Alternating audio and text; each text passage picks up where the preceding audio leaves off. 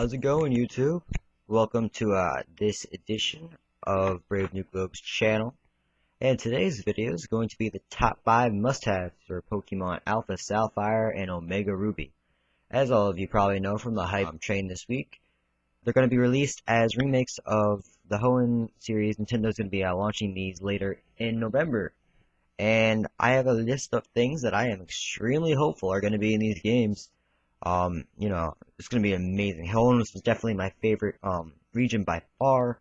Hoenn, Johto, Kanto, Sinnoh, and Unova and Kalos. I haven't decided yet. Thinking that's gonna be just under Kanto there. So here we go. It's gonna be the top 5 things that I want in Pokemon Alpha Sapphire and Omega Ruby. Number 5 is gonna end up being I want the Pokemon Bank application to be available at the start. But to avoid having like level 100 in the beginning of the game, I want there to be level caps based on what your badge count is. Now this shouldn't apply to X and Y, but when it comes to Alpha Sapphire and Omega Ruby, the reason I want this is because I want to be able to, connect my X and Y, which I just completed just a short while ago, and since the new games are going to be coming out later this year, I want to be able to transfer over some of the earlier Pokemon, even if it's only like Hoenn Dex Pokemon that can come over. I also, with the bank as part of this item, I want the bank to have items. It takes a lot of work to get a lot of these items for battling competitive gaming in the X and Y games, and to restart, honestly, I don't know how that would go over well with the fan base or with me personally. I competitively play, so personally, I'd be a little jilted if I couldn't transfer my items over. Number 4 on the list is going to be the dive mechanics. Now, we all remember in Hoenn's by Sootopolis City and by Mossdeep City later on in the game, there are a bunch of dive regions where you can go underwater. There's items hidden, rocks everywhere, there's grass you can actually encounter Pokemon under. And they touched upon it briefly in the Abyssal Ruins in Pokemon Black and White and Black 2, White 2. I am very, very, very, very, very hopeful that the dive mechanic, because they're bringing it back, was a vital part of the storyline, but that the dive mechanic is basically like the surf on the overworld in X and Y, where it's multi-directional, as well as going up and down, as it may have been scripted in the Unova games, but you can go up and down technically in the Abyssal Ruins segment.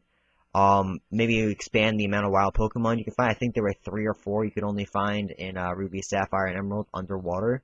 And with all the new generations, I love, seeing Inkay and other things such as Shellos I'd love to see underwater. Dragalge, or however you pronounce it, and that's gonna be really, really interesting to see what Nintendo does with those things. Number 3 on the list, I want to see new Mega Evolutions. Now, you're all gonna say, yeah, everyone knows Groudon, Kyogre are probably gonna get Megas, Latias have their Megas already leaked and such, but I want to see regular Pokemon, Mega Evolutions, like Altaria. Altaria would be amazing, Dragon Fairy, that thing would be unstoppable. We'd have that. Ludicolo, of course. Ludicolo would instantly move out of NU, become an insane beast. I'd also like to see things such as Metagross, a Salamis Mega maybe. Flygon would be pretty nice.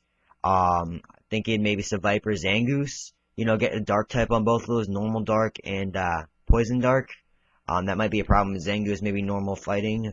I'm not completely sure on that, but, Seviper would definitely be a Dark type with that. Mega Milotic, Mega Wailord would be just a demon. And even non-Hoenn Pokemon, think about it this way. If Gardevoir got a Mega Evolution in X and Y, and Wally's Ralts in the game is male, wouldn't that mean that the Gallade could technically come for Wally and possibly have a Mega Evolution? I mean, that would be amazing. Think about it. Gallade with, like, huge swords and, like, a shield on his back or whatever, and, like, pull off and, dual wield shield and sword and whatever with spikes and shit. Oh, whatever. It'd be really, really cool. Number 2, secret bases. I cannot explain how awesome it would be to have a secret base. Generations 3 and 4, honestly, one of my favorite parts was the secret base / underground part for Sinnoh, of course.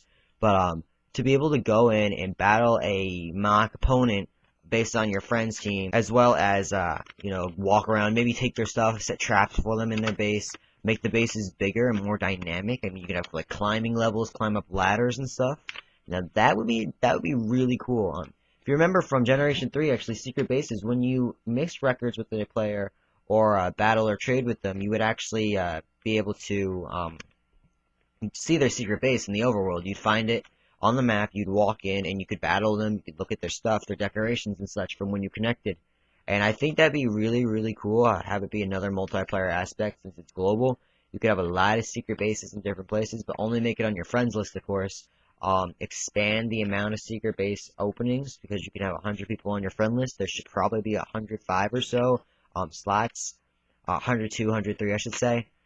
Maybe have an NPC, like like a former champion, not Steven or not Wallace, but a former champion from a different region, end up having their own secret base, and like Cynthia had her little villa in in Unova, and then you can actually battle them.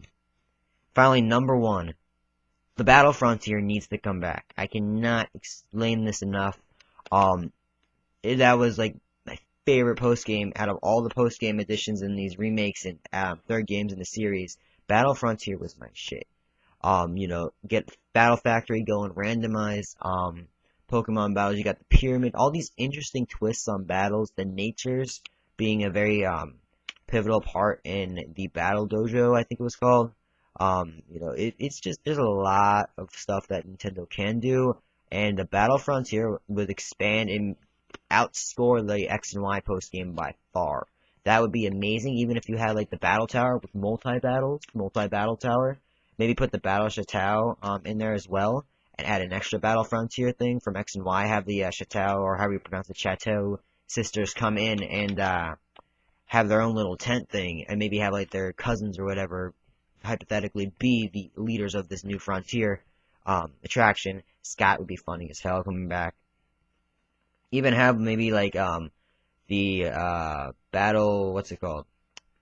And whatever White and Twos, the battle tournaments come back, and that would be fun. Instead with the arena, have the arena leader, forget his name, but the guy with the flowy hair and like the really pink outfit and stuff, have him come back and take the reign on Clay's battle tournament thing in Unova, and have him branch it out to the Battle Frontier and bring in leaders and stuff again. Have actual competition, battle leaders, World VGC leaders, etc. But that would probably be the greatest part of the post-game content that Nintendo could ever do. So, yeah, that's my list. If you guys enjoyed this video, please leave a like below. Comment on what you really want to see in the new games. And don't forget to click that subscribe button for instant notification of already free content. This is Al from Brave New Globe, and I'm checking out. Thanks for watching, guys.